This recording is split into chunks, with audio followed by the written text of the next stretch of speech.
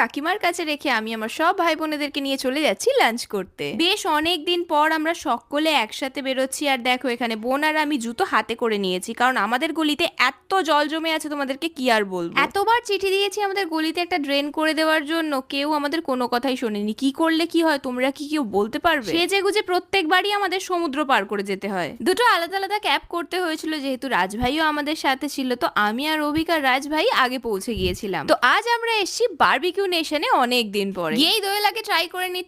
গিয়েই দোয়েলা সঞ্জনা ট্রাই করে নিচ্ছে ফুচকা, আর ওরা আসার আগে তো এক প্লেট আমার আর ভাইয়ের খাওয়াও হয়ে গেছে। লাস্ট ইয়ারে যেহেতু পোস্ত পেটে ছিল, তাই জন্য আমি বেশি ঘুরতে বেরোতে একদমই পারিনি। আর এখন তো আমি বাপের বাড়িতে রয়েছি, তাই মা আর কাকিমা মিলে ওকে সামলে নিচ্ছে, আর আমি মন মর্জি মতন ঘুরে বেড়াচ্ছি। সত্যি বলতে এত সাপোর্টিভ ফ্যামিলি থাকার জন্য আমি কিন্তু পোস্টপার্টাম ডিপ্রেশন কি জিনিস সেটা একদিনও ফিল করতে পারিনি। এখানে খাবারের সাথে কি মিশিয়ে দিয়েছিল ভগবানই জানে। আমরা যত না খেয়েছি তার থেকে বেশি হেসেই গেছি। তোমরা যারা বারবিকিউ নেশন ভিজিট করেছো তারা জানবে যে কারোর বার্থডে হলে ওরা সবাই মিলে গান বাজিয়ে হাততালি দিয়ে সেলিব্রেট করে। তো সেই কাজটা শুভ আর সঞ্জনাও করছিল। লিটারালি যাদের বার্থডে তাদের থেকে খুশি তো আমরা ছিলাম। আর লাস্টে শুভর 800 কে সেলিব্রেশন দিয়ে আমরা আমাদের লাঞ্চটাকে এন্ড করলাম। সো আজকের মতন